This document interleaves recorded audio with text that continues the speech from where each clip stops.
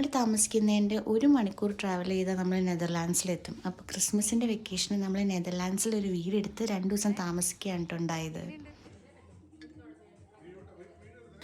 പുറത്തോട്ടൊന്നും പോവാണ്ട് വീടിൻ്റെ ഉള്ളിൽ തന്നെ റിലാക്സ് ചെയ്ത് ഫാമിലിയായിട്ട് എൻജോയ് ചെയ്യുക എന്നുള്ളതായിരുന്നു ഞങ്ങളുടെ ഉദ്ദേശം. നമ്മൾ എയർബിഎൻബിയിലാണ് കേട്ടോ ഈ വീടെടുത്തത്. നമ്മളെ കൊണ്ടൊന്നും കുക്ക് ചെയ്യിപ്പിക്കില്ല, ഇവരെല്ലാം കുക്ക് ചെയ്ത് തരാമെന്നൊക്കെ പറഞ്ഞ് നമ്മൾ ലേഡീസെല്ലാം റിലാക്സ് ചെയ്ത് എൻജോയ് ചെയ്തോളാനൊക്കെ ഉള്ള വലിയ വലിയ വാഗ്ദാനങ്ങളൊക്കെ കേട്ട് ഞങ്ങൾ പിറ്റേ ദിവസം രാവിലെ എണീച്ച് ഒരു ബീച്ച് കാണാനായിട്ട് പോയി. തൊട്ടടുത്തുള്ളൊരു ബീച്ച്, ജസ്റ്റ് 20 മിനിറ്റേ ഉണ്ടായിരുന്നുള്ളൂ കേട്ടോ. അപ്പം നമ്മൾ അങ്ങോട്ടേക്ക് പോയി വരുമ്പോഴത്തേക്കും ഇവർ ഉച്ചയ്ക്ക് എല്ലാം റെഡിയാക്കി വെക്കാമെന്നൊക്കെ ഒരു പ്രോമിസൊക്കെ ആയിരുന്നു തന്നായിരുന്നത്. അതിന് പ്രകാരം നമ്മൾ ഒരു റിലാക്സേഷൻ എന്നുള്ള രീതിയിലും ഒരു ലേഡീസ് ഡേ ഔട്ട് എന്നുള്ള രീതിയിലും നമ്മൾ ജസ്റ്റ് ഒന്ന് കറങ്ങാൻ പോയി. ഞങ്ങൾക്ക് ഇവിടെ ഇങ്ങനെ വളരെ ക്ലോസായ 5 or 6 ഫാമിലി ഉണ്ട്. അപ്പം അവരുമായിട്ട് എപ്പോഴും ഗെറ്റ് ടുഗെദറും കാര്യങ്ങളൊക്കെ ഉള്ളതുകൊണ്ട് തന്നെ നമുക്ക് നാടും നാട്ടുകാരെയും അതുപോലെ തന്നെ നാട്ടിലെ ഫുഡും ഒന്നും മിസ് ചെയ്യാറില്ല. അല്ലെങ്കിലും അങ്ങനെ തന്നെയാണല്ലോ വേണ്ടത്. അല്ലെങ്കിൽ നമ്മൾ ഒറ്റപ്പെട്ടു പോകും, നമുക്ക് നാട്ടിലോട്ട് പോകണം എന്നുള്ള ചിന്ത കൂടി വരും. അങ്ങനെയുള്ളൊരു സിറ്റുവേഷൻ അവോയ്ഡ് ചെയ്യാൻ ഇങ്ങനെയുള്ള കമ്പനികളും അതേപോലെയുള്ള ഗെറ്റ് ടുഗെദേഴ്സും എസ്പെഷ്യലി വിൻ്ററിൽ ഡിപ്രഷനൊക്കെ അടിക്കാതിരിക്കാനേ വളരെ നല്ലതായിരിക്കും.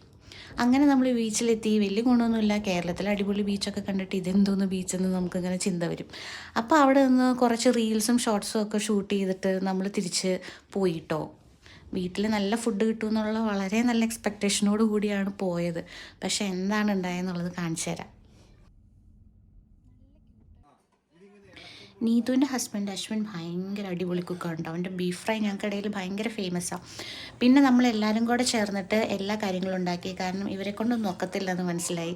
അങ്ങനെ ഞങ്ങൾ പൊറോട്ട, മുട്ടക്കറി, ബീൻസ് തോരൻ, സോയ ഫ്രൈ, അച്ചാർ, ചിക്കൻ, ചോറ്, അങ്ങനെ എല്ലാ ഐറ്റംസും മേശയിലിങ്ങനെ നിരത്തി വെച്ച് അത് എൻജോയ് ചെയ്ത് കഴിച്ചു. നമ്മളുടെ ഉദ്ദേശം അത് തന്നെയായിരുന്നു കേട്ടോ. നമ്മളിങ്ങനെ ഒത്തിരി ട്രാവൽ ചെയ്ത് മടുക്കാണ്ട് വീടിൻ്റെ ഉള്ളിൽ തന്നെ ഇരുന്ന് ടൈം സ്പെൻഡ് ചെയ്യുക, വർത്തമാനം പറയുക, ഗെയിംസ് കളിക്കുക, ഡാൻസ് കളിക്കുക, ഇതൊക്കെ തന്നെ. ക്ലീനിങ് കോസ്റ്റൊക്കെ ഇൻക്ലൂഡഡ് ആണെങ്കിൽ നമ്മൾ എയർബിഎൻബിയിൽ വീടെടുക്കുമ്പോൾ ക്ലീൻ ചെയ്ത് ഇടാൻ ശ്രമിക്കാറുണ്ട്. അല്ലെങ്കിൽ എന്താണെന്ന് വെച്ച് കഴിഞ്ഞാൽ നമ്മുടെ ഇന്ത്യക്കാർക്ക് തന്നെ അതൊരു മോശം കേടല്ലേ. അതുമാത്രമല്ല, നമുക്ക് വീട് കിട്ടണമെന്നുണ്ടെങ്കിൽ അത് നമ്മൾ അത്യാവശ്യം നന്നായിട്ട് മെയിൻറ്റെയിൻ ചെയ്തിട്ടുണ്ടെങ്കിൽ മാത്രമാണ് ഫ്യൂച്ചറിൽ കിട്ടുകയുള്ളൂ. പിറ്റേ ദിവസം കാപ്പിയും ചായയൊക്കെ കുടിച്ചിട്ട് നമ്മൾ പിന്നെ അവിടെ നിന്ന് ഇറങ്ങാട്ടോ ഉണ്ടായത്. എന്തായാലും ഒരു അടിപൊളി ട്രിപ്പായിരുന്നു. ഇനി ആ ഒരു ട്രിപ്പിൻ്റെ ഒരു ആഫ്റ്റർ ഇഫക്റ്റ് എന്താ പറ്റിയെന്ന് വെച്ച് കഴിഞ്ഞാൽ പനി പിടിച്ച് എൻ്റെ വെക്കേഷൻ മുഴുവൻ പോയി എന്നുള്ള ഒരേ ഒരു പ്രശ്നം മാത്രമേ ഉണ്ടായുള്ളൂ.